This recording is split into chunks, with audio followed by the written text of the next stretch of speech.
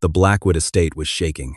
For 3 days, Alpha King Samuel's twin pups had been tearing the manor apart in a violent, untamed frenzy. High-ranking nannies fled in terror. Pack warriors were bleeding. Then, Harper, the bruised Omega Maid, everyone ignored, walked right into the crossfire and did the unthinkable. Deep in the damp, mist-shrouded forests of the Olympic Peninsula in Washington state, the Blackwood estate stood as a fortress of absolute power. It was the ancestral seat of the Silver Crescent Pack, ruled by Alpha King Samuel Blackwood. Samuel was a man built of granite and winter storms, a ruthless leader who had brought a dozen warring factions to heel. But for all his immense wealth, his customized fleet of Range Rovers, and his terrifyingly dominant aura, Samuel was utterly powerless against the two tiniest members of his pack, his twin sons, Leo and Liam. They were 4 years old, a volatile age for werewolf pups, especially those carrying the potent, unstable bloodline of an Alpha King. Since the tragic death of their mother, Queen Seraphina, 2 years prior, the boys had become unmanageable. Grief in wolves, even young ones, often manifests as rage. For Leo and Liam, it manifested as chaotic, half-shifted violence. They couldn't control their claws or their fangs. They communicated in snarls and shattered furniture. By the first week of November, the estate's sprawling west wing was virtually unrecognizable. Antique mahogany tables were splintered into kindling. Historic tapestries hung in shreds. Dr. Harrison, the pack's highly respected private pediatrician, had been chased out of the nursery 3 times. His medical bag ripped to shreds. No one could calm them. The pack had hired the most elite nannies from across the continent, decorated betas, stern enforcers, and gentle caregivers. All of them resigned, usually in tears, and occasionally with stitches. Enter Lady Genevieve. She was a high-ranking beta female from a wealthy neighboring pack, a woman who wore designer silk and an arrogant smirk. Genevieve had her sights set on becoming the next Luna. She believed that taming the wild mutts, as she secretly called them, was her golden ticket to Samuel's bed and the throne. They simply need a firm hand. Samuel. Genevieve purred one Tuesday afternoon, standing in the marble foyer. She adjusted her Cartier watch, her eyes gleaming with misplaced confidence. They act like feral beasts because the staff treats them as such. I will show them who is the alpha in the nursery. Watching from the shadows of the grand staircase, clutching a bucket of soapy water and a scrub brush, was Harper Jenkins. Harper was an Omega, the lowest-ranking member of the pack. To the high-born wolves of the Silver Crescent, she was practically invisible, a ghost in a gray maid's uniform. She was 21, with exhausted hazel eyes and hands calloused from years of scrubbing floors. Orphaned at a young age, Harper was kept around purely out of the pack's minimal charity, subjected to the daily cruelty of Victoria Sterling, the head maid. Victoria despised Harper's quiet resilience, often forcing her to clean the grout of the vast kitchens with a toothbrush just to see her break a sweat. Harper knew the twins better than anyone realized. While the elite nannies tried to force the boys into submission with strict schedules and dominant posturing, Harper had spent months silently sweeping the halls outside their room. Listening, she heard their aggressive growls. Yes, but she also heard the whimpers that followed. She knew they weren't malicious. They were terrified, overwhelmed by the sensory overload of their developing heightened senses, and desperately missing a mother's warmth. "Don't loiter, you worthless little rat," Victoria hissed, appearing suddenly behind Harper and kicking the side of her mop bucket. The soapy water sloshed onto Harper's worn sneakers. "Get back to the kitchens before I have your rations cut for the week." "Yes, ma'am," Harper whispered, ducking her head, but she didn't leave. A sickening feeling curled in her stomach as she watched Lady Genevieve march up the stairs toward the barricaded nursery. 10 minutes later, the screaming started. It wasn't the pups. It was Genevieve.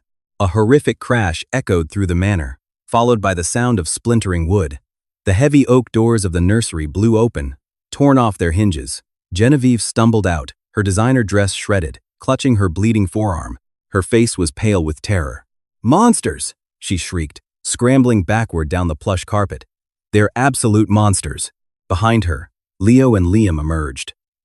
They were trapped in the agonizing space between human and wolf. Their eyes glowed a lethal, predatory gold. Coarse fur patched their arms and faces, and their tiny hands had morphed into lethal, elongated claws. They were snarling, their chests heaving, completely lost to the feral panic of a premature shift. Alpha King Samuel, who had been in his study, burst into the hallway, his own alpha aura exploding outward in a wave of crushing pressure that brought the nearby guards to their knees. "Genevieve!" Samuel roared, his voice shaking the crystal chandeliers. He looked at his sons, his heart shattering. The alpha command, usually enough to drop any wolf to the floor in submission, washed over the twins uselessly. Their royal blood protected them from his dominance, and their panic made them blind to his fatherly pleas. "Stay back, Samuel," Dr. Harrison yelled, rushing up the stairs with a heavy tranquilizer dart gun. "Their heart rates are too high. If they don't calm down, the stress of the half-shift will cause a massive cardiac arrest. We have no choice. I have to sedate them. They are 4 years old," Samuel bellowed, grabbing the doctor by the collar. "Those tranquilizers could permanently damage their nervous systems." "It's that or they die of exhaustion," the doctor pleaded. The twins backed themselves into the corner of the landing, baring their teeth at the growing crowd of terrified guards, snapping wildly at the air. They were hyperventilating, entirely trapped in their own nightmare.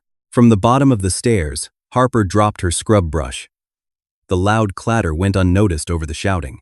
She didn't think about Victoria's threats. She didn't think about the rigid pack hierarchy that forbade an Omega from looking the Alpha King in the eye. She only saw 2 little boys who were about to be shot with horse tranquilizers because no one understood them. Taking a deep breath, Harper slipped past the barricade of trembling guards and began walking up the stairs. "Get the Omega out of the way!" Victoria shrieked from the lower hall, her face turning purple with outrage. "Harper, have you lost your mind? They will tear you to pieces." "Stop her," Samuel ordered, one hand still gripping the doctor's collar. "Guards, pull her back." But Harper was small, and she was fast. Before the heavily armored guards could react, she had slipped past their defensive line and stepped directly onto the landing. She was now in the strike zone. The moment Harper breached their perimeter, Leo and Liam locked their glowing golden eyes on her. A low, unified, demonic growl vibrated from their chests. They dropped into a hunting crouch, their claws digging deep into the expensive hardwood floors. "Harper, so help the moon goddess, step away," Samuel commanded, his voice laced with genuine panic. He had seen grown warriors ripped apart by feral wolves. An Omega wouldn't last 3 seconds. Harper ignored the Alpha King. She ignored the pounding of her own heart in her ears. She did not bare her neck in submission, which would have triggered their predatory instinct to strike a weak target. She did not puff out her chest or make loud noises to establish dominance, which is what Genevieve had done, triggering their defensive rage. Instead, Harper simply sank to her knees, about 6 feet away from them. She turned her body slightly sideways, presenting a non-threatening profile. Then, she reached into the deep pockets of her gray apron. The guards collectively gasped, some reaching for their weapons, unsure of what the Omega was doing. Harper pulled out 2 small, intricately hand-carved wooden wolves. She had spent her rare, exhausted nights whittling them from fallen cedar branches she found near the servants' quarters. More importantly, she had soaked the wood in a specific blend of natural oils, pure lavender, sweet chamomile, and a hint of dried pine. Holding the wooden toys loosely in her open palms, resting her hands on her knees, Harper closed her eyes and began to hum. It wasn't a random tune. It was an ancient, nearly forgotten lullaby of the Silver Crescent Pack, one that hadn't been sung in the halls since the Queen passed away. It was the same low, rhythmic melody Harper's own mother used to sing to her before they were violently orphaned. "Rest your claws. The moon is high," Harper sang softly, her voice melodic, steady, and completely devoid of fear. "The silver light will guard the sky. Hush my shadows, hush my deep. Let the forest fall to sleep." The effect was instantaneous, yet agonizingly slow. The twins paused. Their aggressive snarling hitched, turning into confused, breathy huffs. The heavy scent of the calming herbs wafted through the tense air of the hallway, cutting through the metallic tang of Genevieve's blood and the sharp scent of the pack's collective fear. "The river winds, the ancient stone," Harper continued, her eyes still closed, projecting absolute tranquility.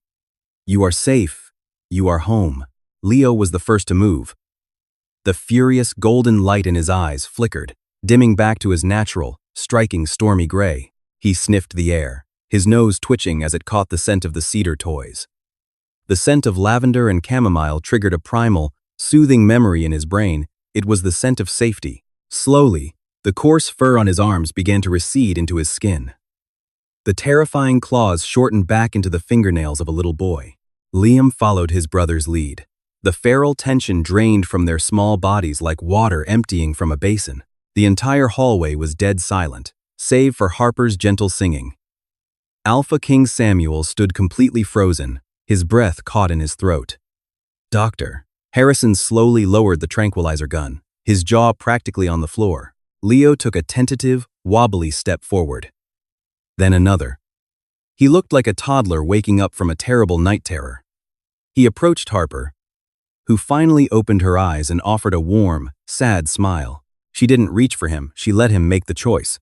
Leo reached out his small, trembling hand and took the carved wooden wolf from her right palm. He pressed it to his nose, inhaling deeply, and let out a soft, heartbreaking whimper. Liam rushed forward immediately after, grabbing the second toy, before throwing his arms around Harper's neck and burying his face in her shoulder. Harper instinctively wrapped her arms around the two boys, pulling them into her lap. She rocked them gently back and forth on the hardwood floor, resting her chin on top of Leo's head, continuing to hum the melody. Within seconds, the frantic, panicked breathing of the twins slowed into the deep, rhythmic sighs of exhausted sleep. They had shifted back completely. They were just two tired, grieving little boys. "By the goddess," Dr. Harrison whispered, adjusting his glasses in pure disbelief. "She stabilized them. I've never seen anything like it. It's a miracle." Samuel felt the ground shift beneath him. He stared at the bruised, pale Omega sitting on his floor, cradling his sons, his heirs, the boys who had terrorized the strongest warriors in the pack, as if they were nothing more than fragile glass. For the first time in 2 years, the crushing weight on the Alpha King's chest eased, but as he looked at Harper, breathing in the sudden shift in the air, a jolt of pure, untamed electricity shot down his spine. His inner wolf, which had been dormant and grieving for years, suddenly clawed at his chest, howling a single, deafening word in his mind. "Mate." Samuel stumbled back half a step, his eyes widening in shock. It was impossible. She was an Omega, a Maid. Before Samuel could process the earth-shattering revelation, the sharp, authoritative click of heels echoed up the stairs. Victoria Sterling, the head maid, pushed past the dumbfounded guards, her face twisted in a sneer. "You insolent little rat," Victoria barked, marching straight toward Harper. "How dare you touch the royal heirs with your filthy, unwashed hands? Put them down immediately and get to the dungeons. You are fired, Harper. Do you hear me? Fired." Victoria reached out, her hand raised to slap the Omega across the face for her audacity. But her hand never made contact. A guttural, terrifying roar shook the very foundations of the manor. In a blur of motion too fast for the human eye to track, Alpha King Samuel crossed the landing. He caught Victoria's wrist mid-air, his grip like a steel vice, his eyes blazing with a lethal, possessive crimson fire.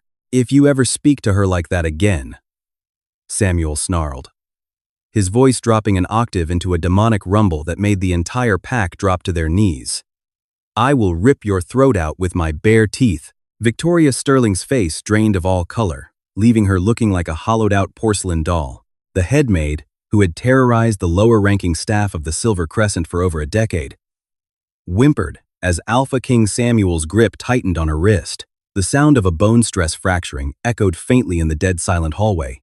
"Alpha!" Victoria gasped, her knees buckling under the crushing weight of his dominance. She is just an Omega. A scrub, Maid. She shouldn't be handling the heirs. She is the only reason my sons are breathing," Samuel interrupted, his voice a lethal, vibrating baritone.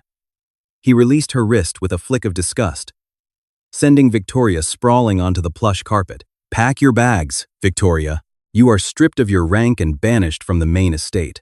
If I see your face inside these walls by sundown, I will let the border patrols use you for hunting practice." Victoria scrambled to her feet, tears of humiliation ruining her immaculate makeup, and fled down the stairs without looking back. Samuel turned his attention back to the floor. The ferocious, crimson fire in his eyes immediately softened into a deep, stormy blue as he looked at Harper. The Omega was trembling, still kneeling on the hardwood, instinctively curling her body over the sleeping forms of Leo and Liam to shield them from the sudden violence. The mate bond was humming through Samuel's veins like a high-voltage electrical current. Every instinct screamed at him to claim her, to pull her against his chest and mark her in front of the entire guard. But he saw the sheer terror in her hazel eyes. To an Omega, an Alpha King was a creature of absolute destruction. If he pushed too hard, he would shatter her. "Harper," Samuel said, intentionally softening his voice and crouching down to her eye level. He didn't issue a command, it was a request. "May I take them?" Harper blinked, completely disoriented. The Alpha King, a man who commanded thousands, was asking her for permission. She gave a small, jerky nod and carefully shifted her weight. Samuel scooped the heavily sleeping twins into his massive arms. "Dr. Harrison," he ordered quietly over his shoulder. "Follow us to my private quarters. Bring your equipment." "Yes, Alpha," the pediatrician replied, still visibly shaken. Harper made a move to stand, grabbing her scrub brush to retreat to the kitchens. But before she could take a step, a large, calloused hand wrapped gently around her elbow. Sparks hot, electric, and breathtaking shot up her arm at the point of contact. Harper gasped, looking up into Samuel's intense gaze. "You aren't going anywhere, Harper," Samuel murmured, his thumb brushing against a smudge of dirt on her forearm. "You're coming with us." 30 minutes later, the twins were tucked into the massive California king bed in the center of the Alpha's private suite, a sprawling room of dark mahogany, slate, and floor-to-ceiling windows overlooking the misty Olympic Mountains. Dr. Harrison finished examining the boys, packing his stethoscope into his leather bag. He adjusted his glasses, looking between the Alpha King and the quiet maid standing awkwardly by the door. "It's fascinating, Alpha." "Doctor," Harrison whispered, checking his tablet. "If these boys were human, I would immediately refer them to the pediatric neurology team at Seattle Children's Hospital for severe sensory processing disorder. The heightened hearing, the acute sense of smell, their developing werewolf senses were overloading their nervous systems, causing a fight-or-flight panic that forced the premature shifts." The doctor looked at Harper with profound respect. The nannies were trying to establish dominance, which only amplified the twins' threat response. But Harper, she bypassed their defensive instincts entirely. The low-frequency humming acted as auditory grounding, and the lavender chamomile oil on the cedar wood provided olfactory soothing. It's a textbook, real-world grounding technique for neurodivergent panic attacks, flawlessly applied to werewolf physiology. "Where did you learn that?" Harper swallowed hard, her fingers nervously twisting the fabric of her gray apron. I didn't read it in a book, Doctor. I just watched them." Everyone else covered their ears when the boys screamed. "I watched their hands. They always covered their own ears. And they rubbed their noses violently against the rugs. They weren't trying to bite. They were trying to block out the world. The cedar wood was just something my mother used to calm me during thunderstorms." Samuel felt a heavy ache in his chest. A pack full of elite warriors, scholars, and high-ranking betas. And it took the most neglected woman in his house to actually see his children. "Thank you, Doctor."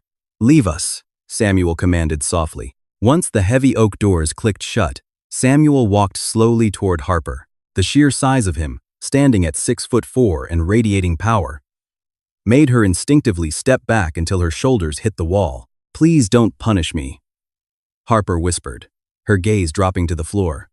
"I know Omegas aren't allowed on the upper floors. I'll go back to the kitchens. I swear." "Harper, look at me," Samuel pleaded. When she didn't, he gently placed a finger under her chin, tilting her face up. The physical contact sent another wave of intoxicating heat through them both. "There is no punishment. There are no more kitchens for you.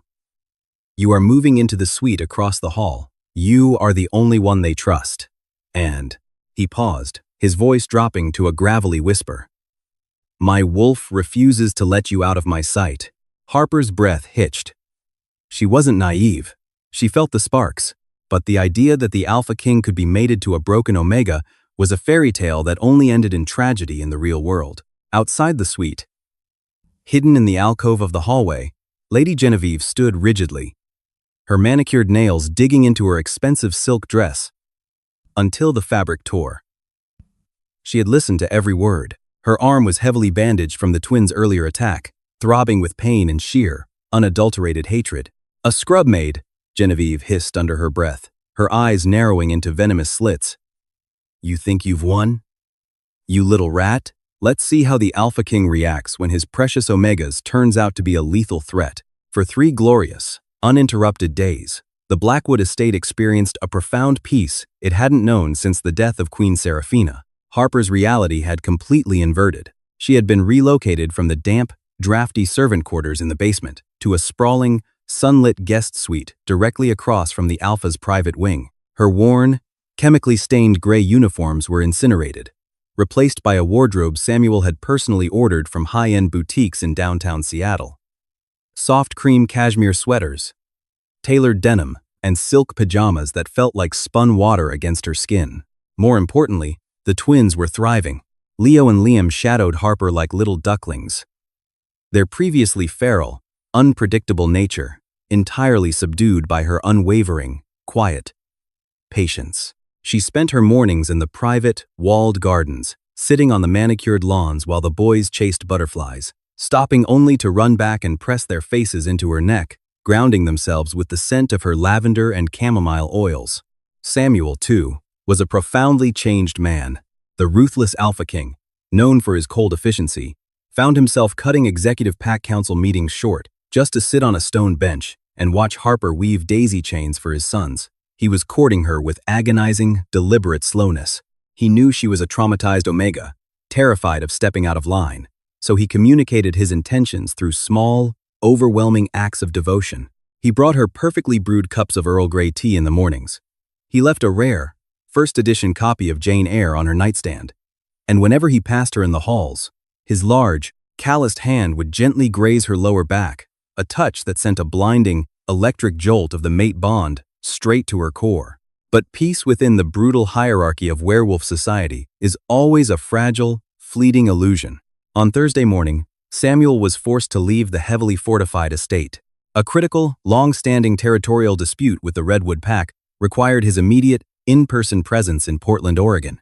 I will be back before midnight, Samuel murmured, standing in the marble foyer, his dark suit impeccably tailored. He looked down at Harper, who was holding Liam on her hip while Leo clung to her leg. Samuel reached out, his knuckles gently brushing Harper's cheek. The sheer reluctance to leave his newly discovered mate was agonizing. He turned his piercing gaze to his lead enforcer, Commander Hayes. No one enters the Alpha Wing. No one. If the perimeter is breached, I will hold you personally responsible. Yes, Alpha. Hayes bowed deeply. This departure was the exact window Lady Genevieve had been meticulously praying for. Over the past 72 hours, Genevieve had been locked in her quarters, her arm heavily bandaged, her pride shattered, and her jealousy mutating into sheer, homicidal madness. She had utilized her immense family wealth and dark, untraceable connections in the supernatural underworld. Through a clandestine, black market apothecary hidden deep in the bayous of Louisiana, she had paid an exorbitant sum of cryptocurrency for a highly specialized biological weapon. It was a synthesized, liquid extraction of Aconitum napellus, weaponized wolfsbane. In standard doses, wolfsbane was highly toxic. But this specific, aerosolized variant acted as a rapid-onset neurotoxin. It didn't just kill. It hijacked the brain's amygdala, inducing severe paranoia, agonizing auditory hallucinations, and an uncontrollable, violently feral rage. To mask the sharp, metallic chemical odor, Genevieve had expertly blended the toxin into a bespoke, heavy glass bottle of Tom Ford's Lost Cherry perfume. To a human nose, it smelled of dark cherries, Turkish rose, and bitter almond. To a wolf's heightened olfactory system, it was a devastating chemical bomb. At 2 p.m., a torrential Pacific Northwest rainstorm began to batter the estate. Harper was in the adjoining master bathroom of the nursery, the sound of the rain masking the hum of the running water as she drew a warm, bubble-filled bath for the twins. Out in the nursery, Leo and Liam were sitting quietly on a plush Persian rug, building a massive, intricate castle out of wooden architectural blocks. Using a forged digital passkey she had stolen from the estate's head of security months prior, Genevieve slipped silently past the outer checkpoint, while Commander Hayes was distracted by a perimeter alarm she had intentionally triggered. She glided down the corridor and stopped at the slightly ajar nursery door. Genevieve's eyes were cold and dead as she looked at the two innocent boys. Her lips twisted into a cruel, triumphant sneer. She pulled the designer glass bottle from her Chanel purse, reached up to the primary air conditioning vent situated just above the doorframe, and aggressively sprayed the toxic perfume directly into the intake grate. The heavy ventilation system immediately caught the mist, circulating it rapidly throughout the enclosed room. The biological reaction was terrifyingly instantaneous. Leo froze mid-motion, dropping a heavy wooden block onto the rug. His small nose twitched violently. Suddenly, his hands flew to the sides of his head, and he let out a high-pitched, agonizing, blood-curdling shriek. The trace amounts of weaponized wolfsbane slammed into his developing nervous system like a freight train, instantly triggering a chemically induced psychotic break. Liam mirrored him a fraction of a second later, his small body hitting the floor as violent convulsions seized his muscles. "Filthy little monsters," Genevieve whispered maliciously from the hallway. "Let's see your pathetic little scrub maid save you from your own biology now." She turned on her designer heel and vanished down the corridor as the screams escalated. Inside the bathroom, the heavy, suffocating scent of dark cherry and bitter almond hit Harper's nose a second before she heard the horrific screams. She dropped the fluffy white towels onto the wet tile, her heart plummeting into her stomach. Those weren't the cries of toddlers throwing a tantrum. They were the guttural, raw roars of cornered, dying predators. Harper sprinted out of the bathroom and slammed to a halt, absolute horror washing over her. The nursery was already a war zone. The wooden block castle was obliterated into shrapnel. Leo and Liam were fully shifted into juvenile, 40-pound wolves. Their fur was standing on end, rigid with pure terror. Thick saliva dripped from their snapping jaws. Their eyes, usually a beautiful, stormy gray, were now a dilated, sickly, glowing yellow. They were throwing their bodies violently against the reinforced glass windows, tearing at the heavy silk curtains, fighting invisible, terrifying hallucinations that only they could see. "Leo! Liam!" Harper cried out, falling to her knees on the rug, frantically reaching into her pockets for her calming cedar toys. But as she took a deep breath to sing her lullaby, her lungs burned. The thick, sickly sweet perfume masked a sharp, metallic undertone that made her vision instantly blur. A wave of severe, crippling dizziness hit her. Though she was a subdued Omega, she was still a werewolf, and the Aconitum napellus recognized the blood in her veins. The twins whipped their heads around at the sound of her voice. The neurotoxin had completely scrambled their cognitive recognition. They didn't smell their mother figure. They didn't see their protector. The wolfsbane painted Harper as a mortal threat. Leo lunged. Harper barely had a fraction of a second to react. She threw her arms up to protect her throat as the heavy juvenile wolf slammed into her chest, the sheer kinetic force knocking her backward onto the hard floor. Sharp, feral claws tore effortlessly through her expensive cashmere sweater, slicing deep into the skin of her collarbone. "Leo, stop, please, it's me," Harper choked out, tears streaming down her face as she fought through the heavy, toxic fog invading her own mind. She refused to strike back. She refused to kick him off. Instead, she wrapped her arms tightly around the thrashing wolf, pinning his front paws to his chest, absorbing the agonizing pain of his claws digging into her arms. She rolled sideways, using her own body weight to pin him safely to the floor so he couldn't hurt himself. Liam circled them frantically, his jaws snapping at the air, preparing to join the attack on his brother's perceived attacker. Down the hall, the chaotic noise finally reached the enforcers. Commander Hayes and 3 heavily armored guards burst into the nursery, taking in the blood, the shattered room, and the feral wolves. "Goddess, they've gone rogue again," Hayes shouted, drawing his heavy-duty, high-voltage electroshock baton. It sparked with lethal, crackling blue electricity. "Subdue them. Get the Omega out of the crossfire before they rip her throat out." "No, stay back. Don't hurt them," Harper screamed, her voice tearing her throat as she tightened her grip on Leo, curling her body entirely over his to act as a human shield against the guard's weapons. As Liam lunged at her exposed side, his sharp teeth catching and tearing the fabric of her denim jeans. And as the guards rushed forward with their weapons raised to strike the children, Harper's sheer desperation hit an absolute breaking point. Through the haze of the blinding pain and the suffocating poison, something ancient and deeply buried within Harper's genetic code suddenly snapped awake. It was a dormant, explosive power she never knew she possessed. Just as the crackling shock baton came down toward them, A blinding, ethereal shockwave of brilliant silver light erupted violently from Harper's skin, blowing the guards backward and illuminating the entire room. The blinding, ethereal silver light that erupted from Harper's skin didn't burn. It pulsed with a heavy, atmospheric pressure that immediately short-circuited the guards' electroshock batons. The heavy tactical gear of the enforcers became dead weight as a localized electromagnetic pulse, generated by the sheer biological force of Harper's dormant genetics, swept through the nursery. The light enveloped Leo and Liam. The moment the silver luminescence touched their thrashing, feral bodies, the agonizing shrieks ceased. The aconitum napellus neurotoxin coursing through their veins was met with a violent, instantaneous biological counterattack. Harper was not merely an Omega. She possessed the Aegis strain, an ancient, recessive genetic mutation in werewolf biology that produced pure, hyperreactive antibodies capable of neutralizing lethal toxins and resetting a hyper-aroused nervous system. It was a bloodline thought to have died out a century ago in the harsh winters of the Yukon. Harper collapsed forward, her energy entirely depleted, clutching the two boys to her chest as the silver light faded into a soft, ambient glow before vanishing entirely. The twins shifted back to their human forms instantly. They were completely limp, their breathing deep and rhythmic, purged of the synthetic poison. "Stand down!" Dr. Harrison bellowed, shoving past the stunned guards with his medical kit.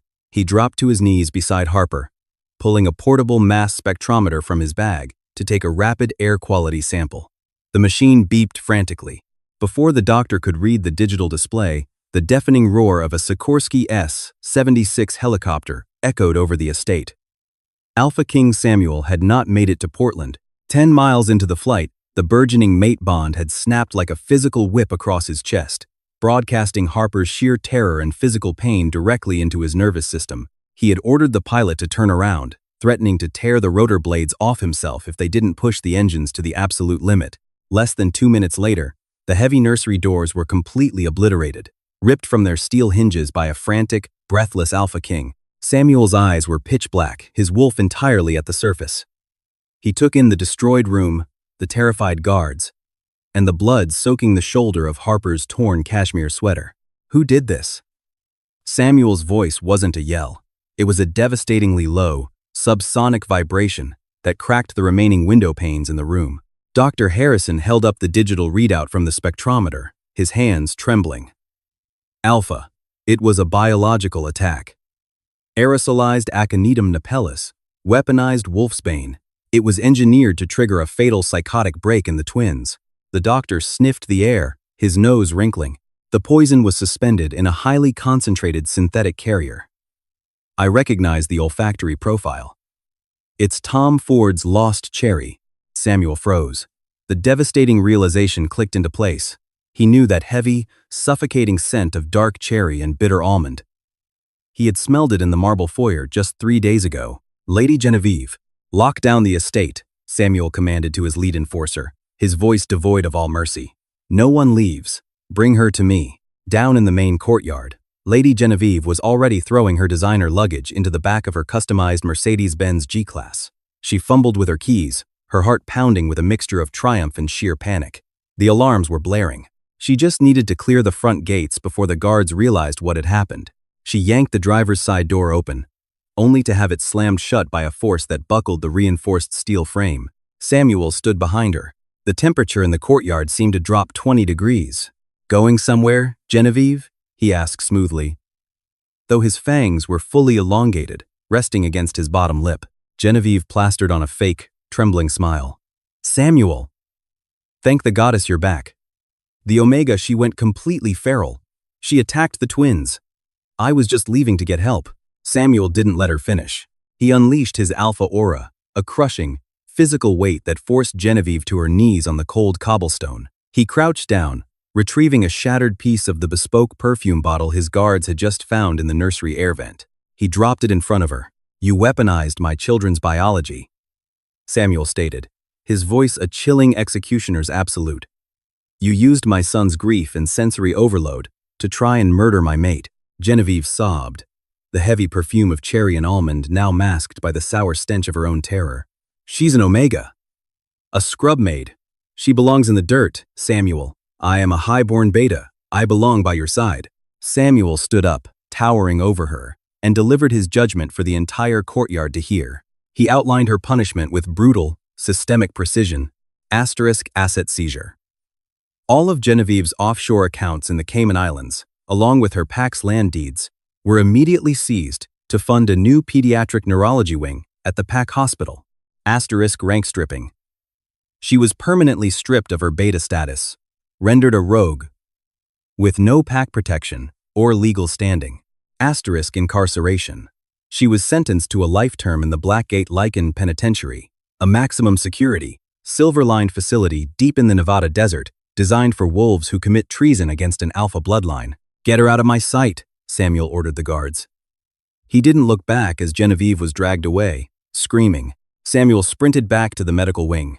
He bypassed the frantic nurses and pushed open the door to the private intensive care suite. Harper was sitting up in the pristine hospital bed, her shoulder expertly bandaged. On either side of her, Leo and Liam were curled up, sound asleep, their small hands tightly gripping the fabric of her hospital gown. The Alpha King approached the bed slowly, the lethal predator fading away, leaving only a terrified, exhausted father. He sat on the edge of the mattress, reaching out to gently trace the unbruised side of Harper's face. "You saved my entire world today," Samuel whispered, his voice cracking with heavy emotion. "You took on fully shifted wolves. You took on Wolfsbane. Why didn't you run?" Harper leaned into his touch, a soft, tired smile gracing her lips. "Because they aren't monsters, Samuel. They're just little boys who needed someone to stay." Samuel leaned down, pressing his forehead against hers. The mate bond, finally free of fear and hesitation, snapped fully into place, binding their souls together with an unbreakable, brilliant warmth. "You are no Omega, Harper," Samuel murmured, pressing a soft, reverent kiss to her forehead. "You are my Luna. You are the mother to my heirs, and you will never scrub another floor for as long as you live." From the crook of Harper's arm, Leo stirred. He opened his striking, stormy gray eyes, looking up at Harper, completely clear-headed and calm. He reached up, his tiny fingers brushing her cheek. "Mom?" he whispered sleepily. Harper's eyes filled with tears as she kissed the top of his head. "I'm right here, sweet boy. Go back to sleep." The Blackwood estate never saw another shattered window. The wild twin pups found their anchor not in the heavy hand of high-ranking warriors, but in the gentle hum of an overlooked maid. Harper's ascension to Luna proved that true alpha power isn't measured by dominance or bloodshed, but by the profound, quiet strength required to heal a broken pack. Love, ultimately, was their true grounding force.